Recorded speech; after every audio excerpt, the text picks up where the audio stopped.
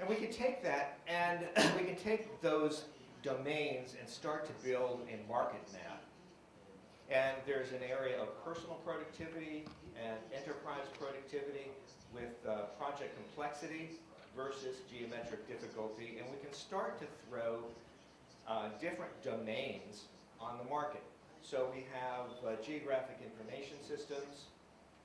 Industrial design is characterized by very difficult geometry, but not that many parts. And this area here in the lower left is the domain of drafting as opposed to design, or drawings as opposed to models. We can throw architecture, engineering, and construction on there, process and plant, specialized mechanical design, shipbuilding, and mainstream mechanical design. And that's how this picture looked around the year 2000, 2002. And we can start to throw products on.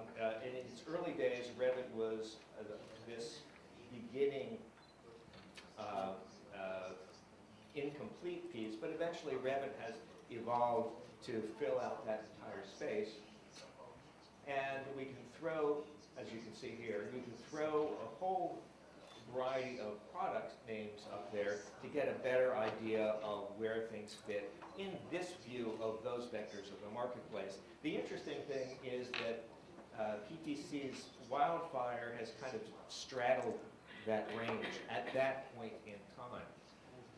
And we can also map some pricing on here, and there's a fairly even line from the $1,000 range to the $20,000 range along that axis. But what's happened since then? Well, the capabilities of what used to be called mid-range MCAD, which is now mainstream, have moved up and to the right. So today, there's very little that mainstream MCAD can't actually accomplish. At the same time, much of the traditional high-end MCAD, which we now refer to as specialized, has moved down market. And so what we have today, instead of having this domain of a fairly even spread, is we have products in this range here, all different price ranges, all not necessarily differentiating themselves along these vectors. So what does that mean? What that means is that the differentiation among those products is happening outside the plane of project complexity and geometric difficulty. And that's been a major shift in the marketplace over the last 5 years. Which leads us to find out exactly what does that mean. And we have done a series of surveys over the last several years. And I'm going to talk for the most part about 2 surveys that we have recently finished. One is the winter survey, which closed in January of this year, and which we just published the results on about 2 weeks ago. And it talked about software stickiness. I'll skip over some of these. We're going to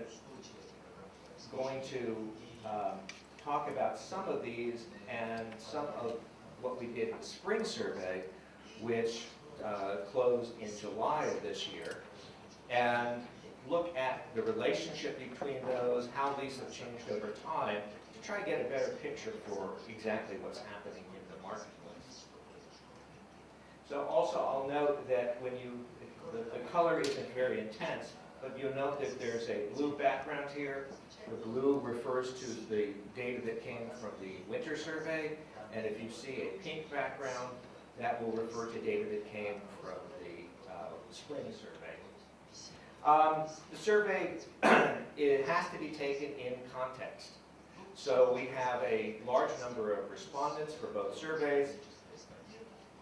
The survey respondents consist of about half, with half of the customers have revenue